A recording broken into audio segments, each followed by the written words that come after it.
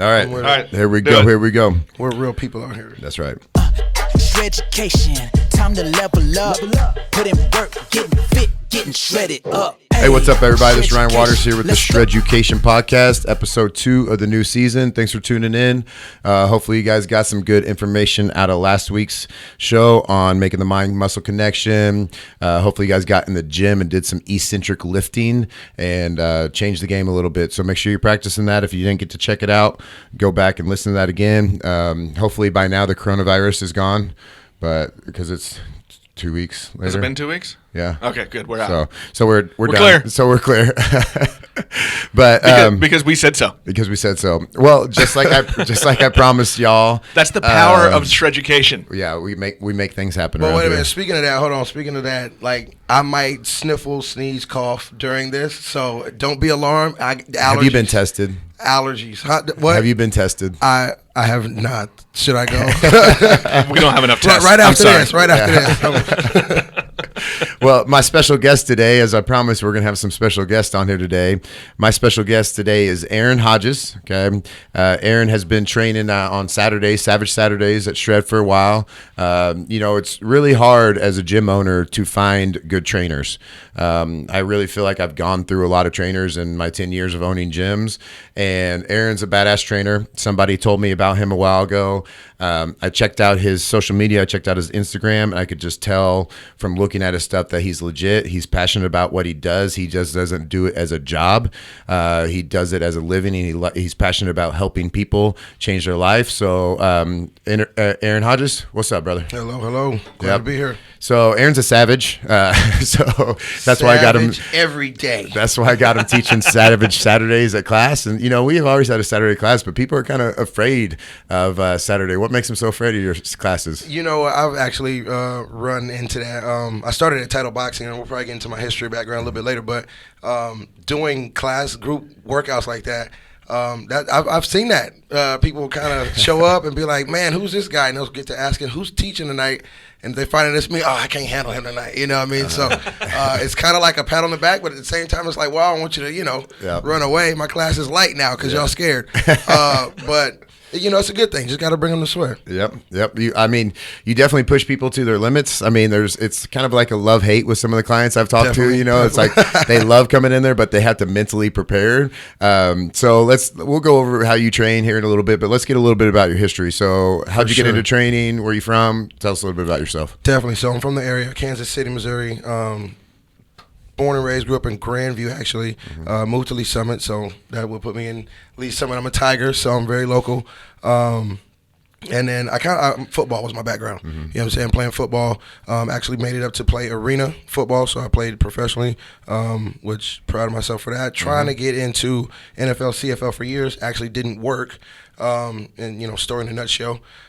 So when I was 27 years old, I'm like, yo, I got to make a decision because I wasn't really working. I'm just training, trying to, get on the field. What position did you play? Defensive back. Okay. And what college? Receiver. Shoot both. I was both sides. What college did you go to? Mid-America. Out in okay. Olathe, Kansas. So everything was local for me. Small school. And that's part of my story too. Traveling around, going to a small school, didn't have an agent, couldn't really get a look anywhere. So my dad actually, I owe him a lot. Really thankful because he traveled around with me and funded a lot of the trips, traveling around the country, going to workouts and, private workouts, open workouts. And he filmed and got a lot of my footage. And we put together a tape, got that out on YouTube. Nice. Actually, I think YouTube took it down because the music I put on it, they were like, this is copyright. And so they snatched it. They'll do that to you. Those jerks. They snatched this. But he filmed everything, and I was sending that out. And my last, when I was at the end, it always seems like it goes like that, right? Like when you're about to, man, I can't take it no more. Something happens, right? So it was actually a tryout here for that Kansas City arena team, which is no longer here. But I was kind of at the point, like, man, if nothing happens, I'm out. Yep. And at that tryout, there was a coach from a different arena league watching from Florida. And he saw my performance and everything like that. And at the end of the tryout, he was like, yo, if they don't want you, hey, we'd be glad to have you, blah, blah, blah. Long story short, went down to Florida, played ball. and then came back after my getting film and stuff like that, and trying to shop my film because I didn't have an agent. You know, it was back to me and my dad. Couldn't get into the NFL, CFL. So anyway, fast forward, I'm like, yo, I got to start working and doing something.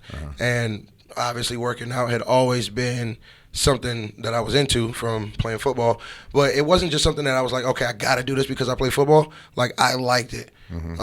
When it came to tour days and conditioning and all that kind of stuff, like I'm weird, I guess. I don't know. I loved it. Guys used to hate it and like, oh, this sucks. But I love getting up in the morning, and we got the running and the conditioning, and then we got weights, and then I didn't necessarily like the film though. The lights out. I'm tired from all this working out. Like, I'm about to pass out, and you got to stay awake and watch film, and coach don't even get to you for 30, 40 minutes. You know, you got to look through everybody else, so you passing out in the back. I didn't necessarily like that. You're that guy. Wake up, Hodges. Wake up. But yeah, all those workouts and stuff, I was always like first in conditioning, and because I believe like, if the fourth quarter can feel like the first, that's an advantage, and you don't even have to do anything for that. You know what I mean? See, like, you don't have to game plan for that. Absolutely. That's one thing that we have in common. I played college football too. Same thing. And when we did conditioning, we did workouts, I loved it, and I always worked the hardest. You know, I had a really successful college career. I had a few looks afterwards, but I was done with it. My body was too beat up. But what I always tell people is I wasn't the most talented player. Like, I wasn't the best player on the field, the most athletic, but I got my sacks and I got my big plays when the other guy was too tired and he took the play off, because I went hard. You know, in high school I didn't come off the field. You know, I played tight end, I played middle linebacker the entire game. You know, it was like back and forth. Just back and forth. So my endurance was really good. Right. And I think that's why I've had the most luck hiring ex-athletes as trainers, is because we know that you can push your body further than people that aren't athletes. You know, you've been out there on the 2 days where it's 100 degrees out, and you got your weights, and you got, you know, your 2 practices, and your body's dead, but you keep on pushing. So I think that's why, you know, we know how to push clients, and that's why you can push your clients so hard, because you know they can go an extra mile that they didn't know they had. Just like, you know, Navy SEALs, like, you know, when they go through that training, they're, you know, like, I think they say when your body tells you to stop, you're only at like 40% of what you can really do. When your mind tells you to stop. So I think I've had a lot of success with really good trainers of having ex-athletes because of that whole reason. So, and I think also, like, with that, like, a lot of people will look at athletes and be like, oh man, look at their abs, look at this, look at, like, they're so cut up and shredded looking at an athlete. And you think about what athletes are doing. They're not just going to the gym 2 to 3 times a week and kind of lifting a couple things, running a couple times and leaving, you know what I mean? And then trying to find some fad diet. And that's what you have a lot of people thinking, oh, okay, I want abs, let me pick up this diet and pick up this routine. All these just kind of gimmicky things, right? But athletes are really pretty much just getting after it, you know what I'm saying? They're sprinting a lot, they're running, they're lifting, they're all of those movements combined. Ryan doesn't sprint. I used to. So that's what that look was. He looked there sprinting. I used to be really good at it. Now I'll probably pull a hammy or activate or irritate my plantar fasciitis. Now I'm like, man, I'll walk real slow over here unless I have to run from somebody or dog or something. Well, I always say too, now I wish I would have known back then what I know now. You know, so I don't know about you when you were playing ball, but, you know, I went to Northwest. We were a big program. Like, we didn't get any nutrition guidance, you know, and when we were lifting heavy. Like, I maxed out over 600 pounds in my senior year in squats, but my form was terrible. And my back hurts to this day from it. So when you were in college, I just ate whatever I wanted. You know, I ate McDonald's, I ate Domino's all the time. I just ate calories to try to stay big in college. Were you the same way, or were you eating healthy when you were in college? See, I wasn't necessarily targeted eating healthy, and a lot of that, comes down to money too. Yeah. You know what I mean? Like, I'm in college, I ain't got no money for that. Yep. True. Yeah. And we had, you know, the McDonald's and stuff right around the corner. Dollar Menu was the hot spot, you know, because your pockets are low. So, but I had a lot of stuff in the room. Like, I'm easy. I'm cool with oatmeal, peanut butter and jelly, you know, just simple things like that, right? And I was trying to gain weight anyway. So I was doing a lot of peanut butter and jelly before I go to bed and trying all these just natural tactics to put on these extra calories and weight in the cafeteria, eating up, whatever. And it worked for me. But I once I hit like right at 195 to 200, I kind of pretty much just stayed there. I never got over 200, like ever. And I'm still there. Like I'm still at like 196 now. I'm over 200. Yeah, I'm over that.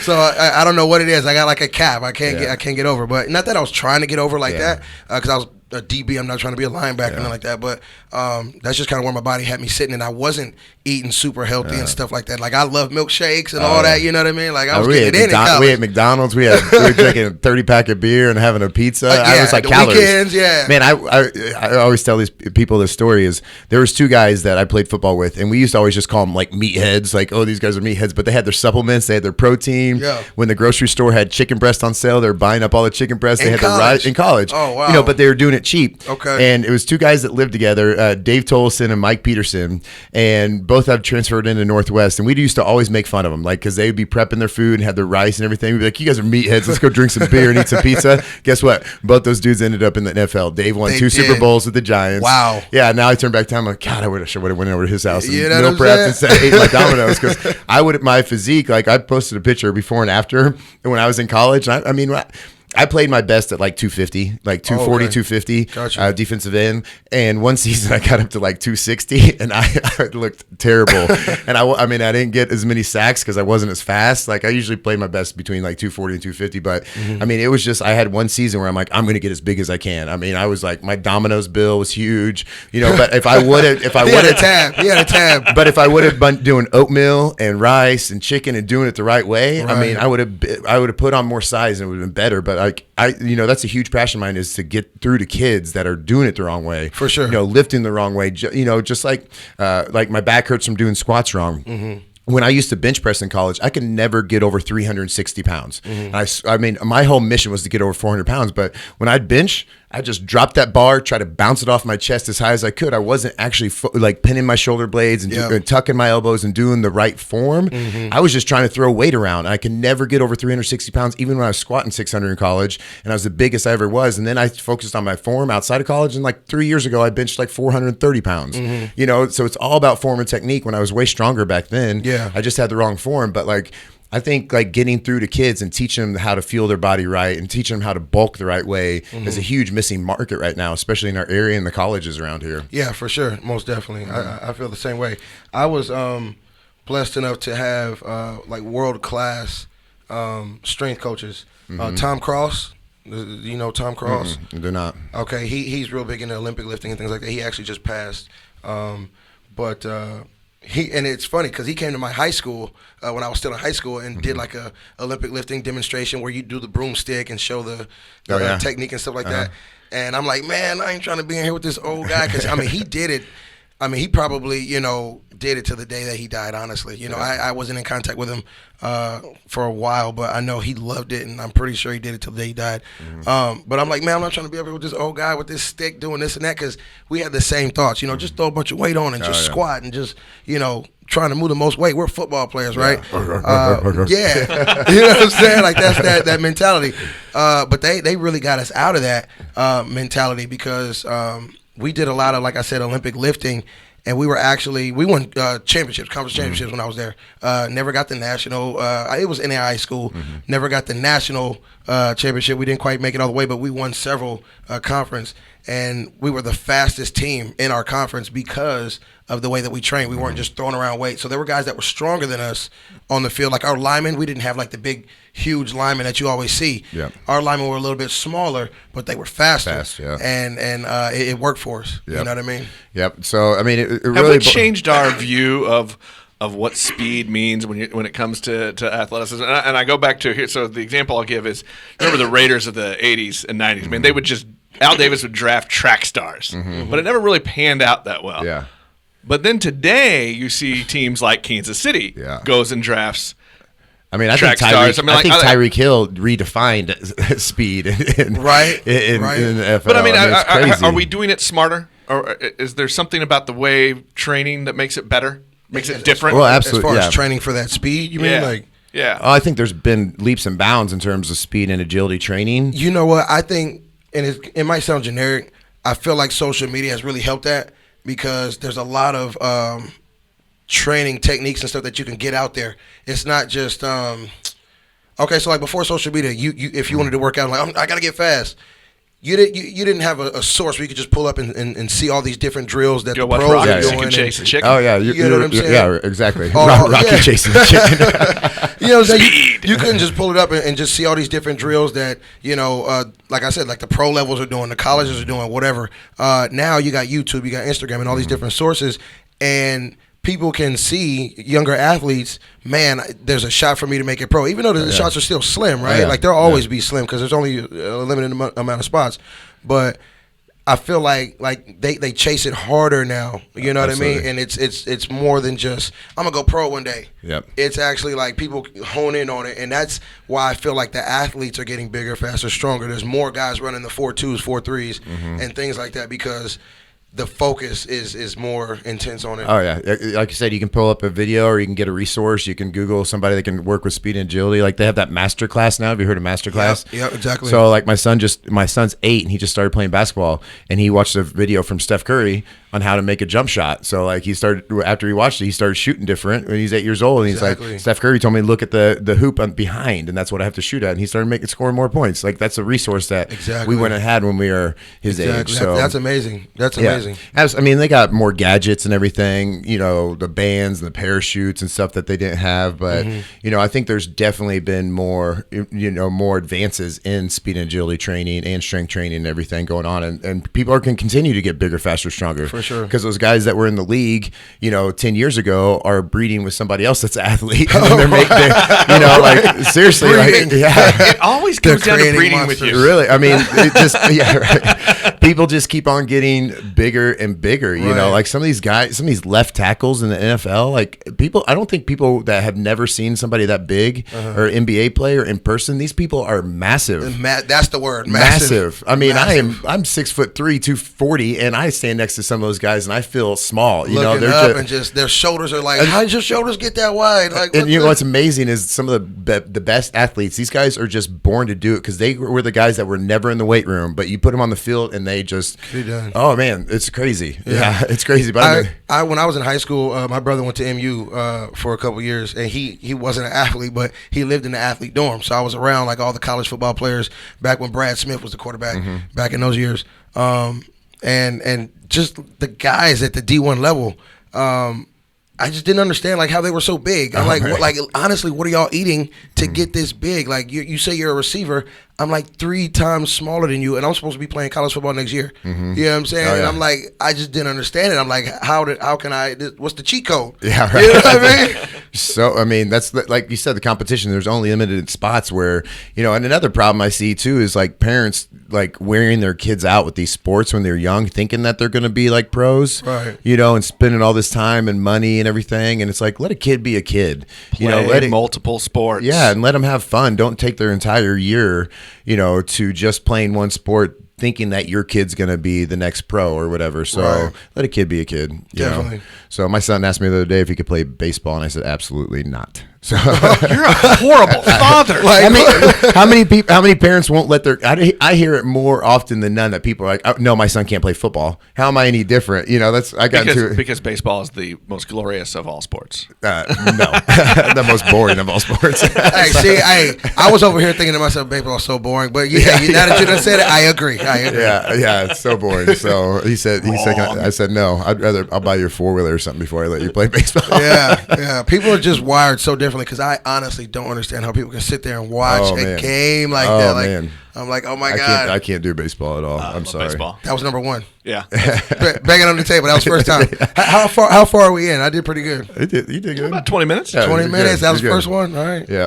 All right, brother. So let's talk a little bit about your social media presence. So you put out a lot of good content, man. I like it. Good IG videos and everything, and you give people good workouts and good advice and everything. So how'd that get started, and where are you planning on going with it? Man, that's deep. Okay. How much time do we have? Yeah, we got all the time in the world. Man, long time ago. I wish they had Twitter and Instagram and all that stuff back when we were in high school, right? Because right when it came out, I just gravitated to it. I just liked social media from the jump. But I didn't get into it and attack it like I wish I had, because I kind of thought in the beginning, like, what if I put all this effort in and it flops? It's nothing. I did all this for nothing, Yeah. And I always hindsight's 20/20, but you know what I mean.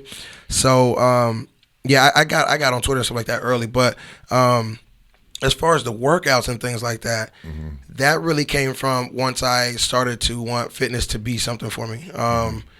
I wanted to draw attention to myself and find a way to let people know, like, hey, I got good workouts. I'm out here, like, because people would always hit me up and, just from, Facebook or something like that. I got a picture with my shirt off. Man, how can I get abs like that? And da-da-da, you know what I mean? Just from regular stuff like that.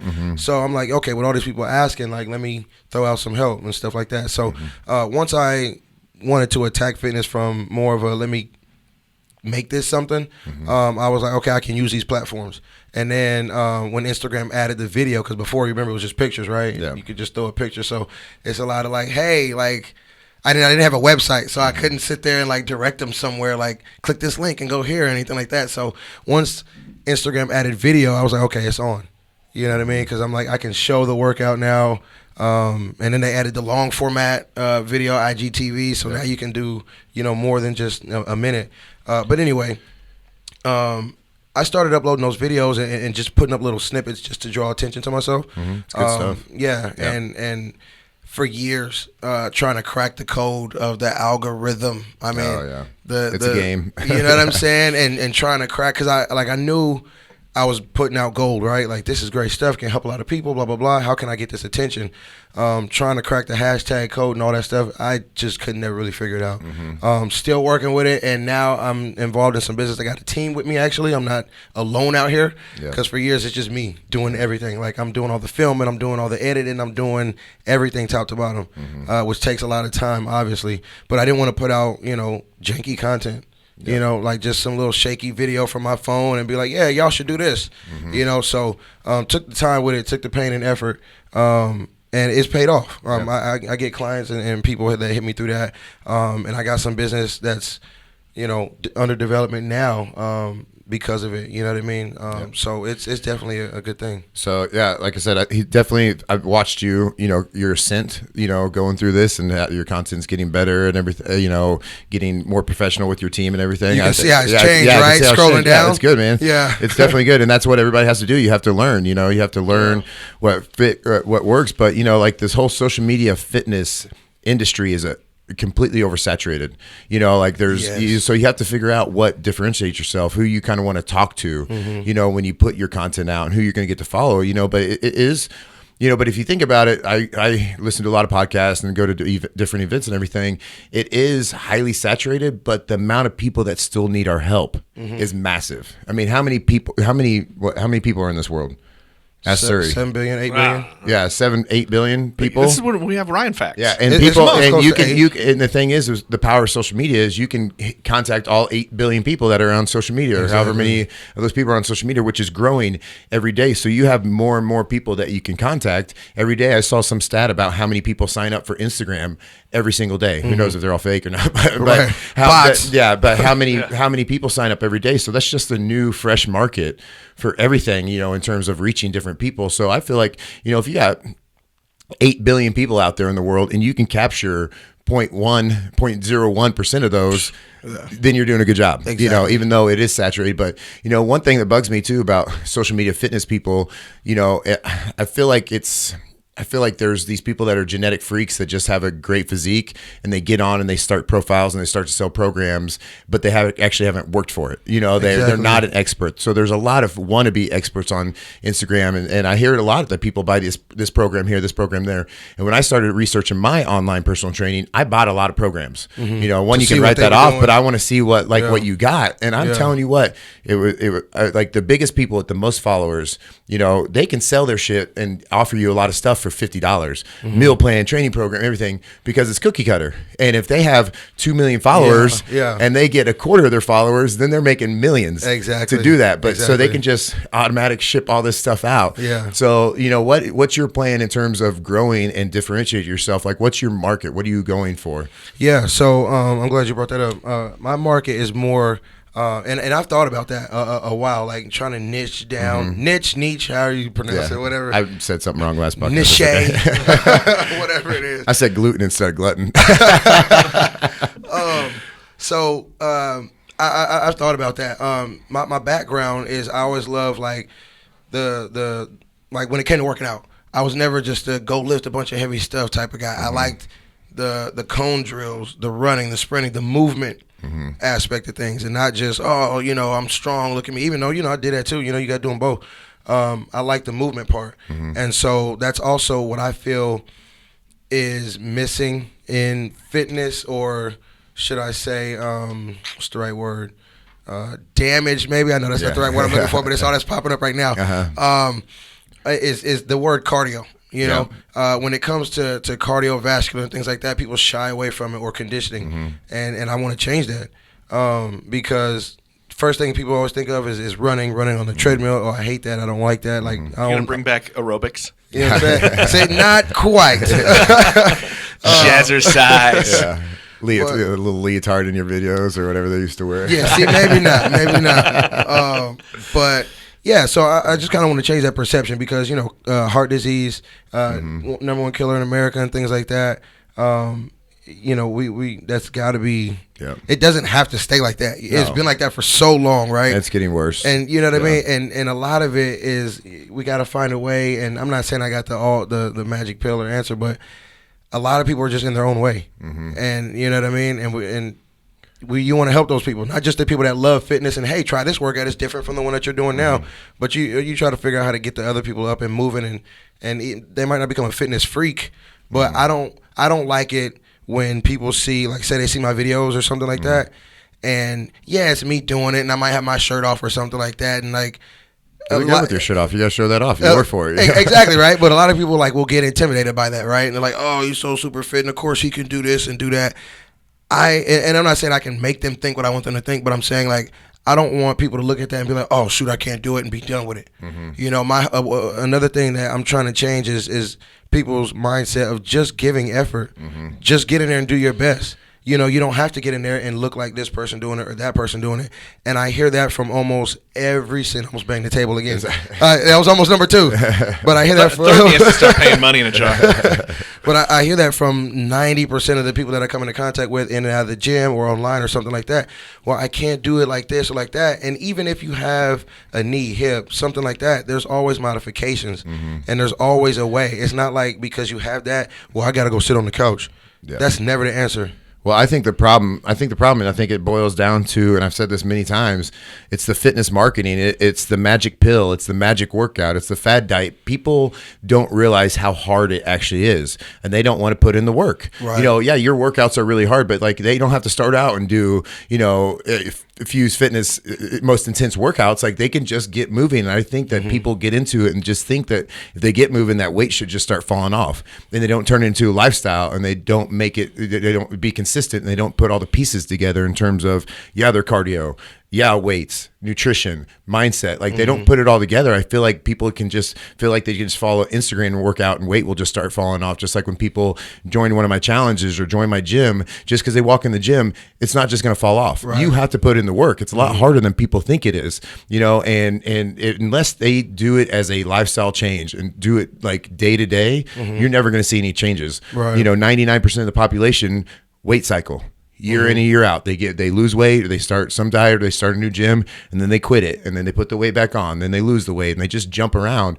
And the whole time that they're doing that, it just breaks down their self-confidence that they can even achieve those goals. Exactly. And so how do we as trainers, how do we get people, and this is the $1 billion question, how do we get people to turn their health, like make a healthier lifestyle and make it sustainable and make it fit their lifestyle so it's day to day and not just 4 weeks at a time, 2 weeks at a time, 6 weeks at a time, and then avoid those weight cycles. Right. I mean, if we figure that out, then we're golden. You know what I'm saying? I actually just had this conversation with a client too early this week because she was feeling discouraged because she's saying like, well, in her mind, I should be looking like this, or because she's saying she's happy her clothes and stuff were getting looser, and I'm like, yo, that's a big win. We're losing inches, I want to won't. But in her mind, she's thinking, yeah, but I should look like this and should look like that. Look like what, the Instagram model? Pretty much, you know what I'm saying? Yeah. And maybe not as drastic, you know what I'm saying? But just whatever picture she had in her head wasn't what she was seeing. And I'm like, okay, well, first of all, we got to go off of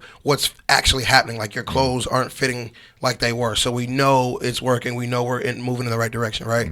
And how long have you been working with her? See, I've been working with her just since January, actually. See? Middle of January. See? So not, you know what I mean? Yeah, people get discouraged so quickly. So quick, you know so what I mean? quickly, you know. And I was telling her it's not a 6-month project to be like, all right, let me sprint there and okay, boom, am I there yet? I said it's a lifestyle change. Absolutely. You know what I'm saying? 100%. And we got to be consistent at it. And I think we get people there too by and this is great that you have the podcast and YouTube stuff because if we can get the content out that the effort that you give, I don't think people realize the amount of effort that needs to be put in to actually burn off the calories that you're eating or get the fat off that you already have. I feel like, there's a lot of people that go straight from the couch to, all right, I'm going to start working out. And then they get in there, they get tired, they get out of breath. Oh, my God, granted, right? You're working out, so your heart rate's up and you feel you got that I'm about to die feeling. I get it.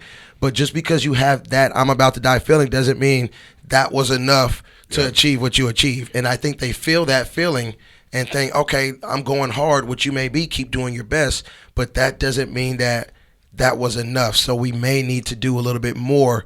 Or, you know what I'm saying? And I think we just got to change that mindset, you know what I mean? And the consistency of things, because when they get that feeling, that makes them want to stop when those results don't show up as quick as you said. I mean, I've been doing this for a long time, and people do get discouraged. And I tell people all the time, I'm like, all right, if you have 60 pounds to lose, we did this analogy with Nick, okay, because Nick's weight loss. I lasted 6 months. Everybody knows that it is way harder to lose weight than it is to gain weight, okay? And people know that if it was easy, that everybody would be fit, and we want to have an obesity epidemic on our hands. But, like with Nick, he lost, and this is rare, but we had calculated that he put on his 60 pounds. Oh, it's more than that. Over 20 years? Yeah. Yeah. So over 20 years, he put on 60 pounds, and he lost 30 of that or however many in how many? 25, 30, yeah. 25, 30 pounds in 6 months, but that's what I got to tell people. Just by changing eating. He wasn't even exercising, but people just need to know that they have to be patient, they need to put in the work and they need to be dedicated to it and they need to make it a lifestyle change. Because if they just yo-yo all the time, then their confidence is down in the dumpster. And people have really struggle finding a balance too. Like I know buddies of mine that are my age, I'm 36, that they may be really successful in business, but they let themselves go and they're 100 pounds overweight, because they couldn't find the balance of work, life, family, exercise, so that's the biggest thing too, is convincing people that you make time. How many times have you heard, I don't have time to do that? Always. I don't have time to food prep. I don't have time to get to the gym. You do have time, because there's people that get up at 4 o'clock in the morning and go do it because that's the only time they can do it. There's too many people with excuses. I'm tired of hearing all the excuses. I can tell how hype he's getting. He's tired of it. I'm tired of them. It all starts with you admit it's hard. Yeah. And then you figure it out. You got to prioritize. I mean, you have to prioritize. Yeah. And you have to set little goals. It's like if you have 50 pounds to lose, you're looking at a year goal at least. 1 pound of weight loss is good. If you try to lose weight really quick, you're just going to rebound up. I see it, 50% of the time or more, probably 75% of the time, people that lose quick weight, they put it back on. And that goes to this day and age that we live in, where all these instant gratification, instant results is just carrying over into this too. You know what I mean? They want it now. They want it now. I want to look like what I'm seeing on the internet right now. Yep. And it doesn't work like that. And with these fad diets and things like that, where it's like, cut out all your carbs and cut out this and don't touch, and you do have these super unhealthy drops in weight. It's not sustainable. No, and so that you got a bunch of people, like you said, walking around that are yo-yoing and they're broken down mentally. They're broken down. They're broken down mentally. So when they try to, all right, I'm gonna go ahead and do this thing, they're not just starting from they're not starting from ground zero. They're like in the negative because mentally they're already broken down from, man, maybe I just don't have the genetics for this, or man, whatever, but then there's a lot of people, like you said, there's a lot of people out there too that's like I said earlier, just in their own way. You know what I mean? And it's just like, yo, you just being lazy, bro. Yeah. No excuse. I like bourbon and barbecue. True. I do too. I love bourbon and barbecue. and if you love, what you love, reward yourself with it. Don't eat it all the time. You can't be eating bourbon and barbecue wait a minute. 4 nights a week, Nick. He's been exposed. He's been exposed. I say this all the time too, and I'm sure you see this. Rude. Is people can be, and I just made a video about it the other day, they can be, weekend freaking savages, where they just, they're Monday through Friday, they prep their food. It's ready to go. They hit all their workouts, and then Friday night hits. They hit happy hour. They go out to eat. Yeah. Saturday they miss. And then the whole weekend just goes to shit. Like, people don't understand. You can't just do 5 days a week and expect you to get results. And I can preach this just like you can push people as hard as you can, and you can preach it because we live it. Okay, we've done it. We've been on the football field. We pushed ourselves harder than we thought we could. We've been in the weight room pushing ourselves. We've dieted down. We've restricted ourselves with the diet. And I know that I don't lose weight and I don't get as lean as I want to be if I don't give it 7 days a week. Okay, if I'm not prepping all my food through the weekend, if I hit Friday night and I dick around all weekend long, Monday morning comes, my weight doesn't move. Okay. And that's just a cycle, because I put myself in a calorie deficit during the week. The weekend, I put myself in a calorie surplus. That's maintenance mode. If you're going Monday through Friday and then dicking off on the weekends, you're just maintaining. And I think that's what a lot of people do. I mean, I know very few people, my clients, that actually go, 7 days a week, weigh and measure their food, following their meal plan. Yeah. Very few people. You'd be hard to find out. Yeah. But when I do that, okay, I've seen it when I do it, or when the thing is too, I have fitness competitors, that I used to train. I would be crazy to me to see their mindset. They'd be clients that would never follow a meal plan, say it's too hard, not prep their food, but all of a sudden they're going to get on stage and they're going to be in a bikini in front of everybody. Then they make time, and then they stay on it. Okay, and then their body starts to change. So I know anybody can do it. People just think it's easier than what it is, and it's really irritating. That's it. Yeah, they think it's easier than what it is. Yeah. You know what I mean? You don't go from not doing it or to doing it we're for a just couple lazy. of weeks. Or just lazy, yeah. You just got to or accept just where lazy. you're at. It's nuts to me. I don't know. But that's a golden opportunity for us to do the podcast and get your stuff out on social media, because people do need to put in the work. And I think, just like with the with the coronavirus attacking people with weak immune systems that aren't taking care of themselves. Attacking all the weak people. It is attacking. I mean, it's attacking the weak people. Get him. He's weak. He doesn't work out. We're gonna get him. I think I can still run. Yeah. Or I think I'm still in my 20s. I can run. All right, we're going to find out after this. Yeah, Nick, we're gonna go run In the some parking sprint. lot. I'll out sprint your ass. You call me out for not sprinting anymore. I'll still out sprint you. Speaking of that, I got to sprint back to my car. I freaking didn't park Yeah, you out parked- front. I parked down the street not Parked knowing down the where to street. go. I at was the waiting on gym. you to come back at me with that. So one thing I wanted to talk about on this the podcast too is your warm ups. Like, people are, Oh, right. yeah, your warm ups you do in the gym. Like, your warm ups are, some people burn more calories than some people's entire workouts. So do you dream of these things, or do you just pull them out of your ass while you're going, or what? So- how do you come up with your warm ups? So, yeah, people was like, man, he must be asleep at night and just sitting there dreaming this stuff up and trying to torture people. Really, it just comes from, I guess, my style of working out. Like my approach is definitely different. The way, I guess I would say, layer the movements, because even though there's a lot, there's only so many movements you can do with your body, right? And you always want to get creative and figure out new ways to move and how to layer things and pair things together with different rep counts, and just it's just the approach. So when I'm thinking of a warm up or something like that, honestly, it doesn't take me long. I'm just okay, I'll start with something if I wanted to start with squats, right? I'll just sit there, my mind will get to running okay, what can we add to just the basic squat to make it more interesting, or tag them more than just the legs, or you know what I mean? So it just goes from there, because I think a lot of people just kind of approach it okay, we'll do this for 30 seconds, we'll do that for 20 seconds, and then we'll do some of these and some of those, I just come from a different angle, I guess. Yeah. I used to do that more when I was a younger trainer. Now I think I'm just kind of getting old and grumpy. I don't know, as a trainer. But you do a lot of cardio, a lot of plyometrics and everything. I lift heavier with my clients, not like Olympic lifting, that kind of thing. But I like them lifting heavy, so we'd be a good partner where you go run them and then I'll lift them. Yeah. We should have a contest, see who they hate more.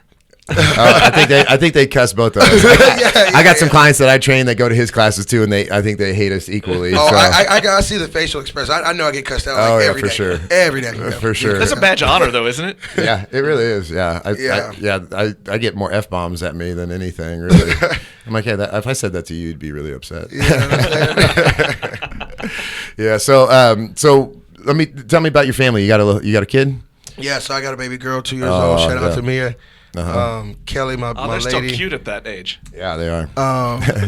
Shoot, they're back, yeah. they're back at the house right now. Nice. She thought this was gonna be live. She was like, "Where can I listen?" Like, Just wait. Yeah, wait, yep. yeah, so it'll be posted up. So when you hear this, shout out to you, boo. But yeah, those are my girls. And then I got an older brother. He's got 4 kids. He's married. My mom and dad both retired, so that helps out with the babies because they're babysitters all the time. Absolutely. Right? So yeah. Life kind of changes when you have kids, huh? Man, drastically. Yeah. Drastically. It will change your world. So what's next for you, man, besides working at Shred full time? That wasn't you. You got something in your eye? He got something in his eye. That was Besides you working at Shred full time here soon, what else is on the horizon for you? You know, it's funny because when I was there Saturday, Deshae was training somebody, and we got to talking, and she was like, "Yeah, you should just come over here, bring all your clients." So she said something. I was like, "Yo, but I got so many that with the time and blah blah blah." I said, "It's not gonna work." And she was like, "Well, tell Ryan I tried." Busted out laughing. I said, "Yeah." I had Jordan talk to you too. Yeah, it was just like one after the other. It was like, "Huh? So what you thinking?" Yeah, I'll get you one day. That's awesome. But yeah, what's next is I'm really looking at the online space. Yep. And I don't want to just say really looking at it, but I'm like really attacking the online space. I've had a lot of stuff throughout when I was talking about way back in the early Instagram days and stuff like that. Like I've been doing this fitness thing because I've been kind of all over the country. I lived in LA for a little bit. I lived in Boston for a little bit. I was down in Florida playing ball, lived down there for a little bit. So throughout all this travel and doing fitness, because I was doing fitness out in LA, I worked at Equinox out in Westwood, right there outside UCLA. Which was cool, and it was short-lived. I wish it could have been longer, but California's a little bit more expensive than I saved up for it. So I was like, man, I got to make a move. California is expensive. But anyway, just throughout all my travels, I came up with a lot of, like, ideas and things for different brands and things like that, all geared towards and through fitness and with my brands, because I've kind of like changed you probably noticed that I changed my company's name and everything like that.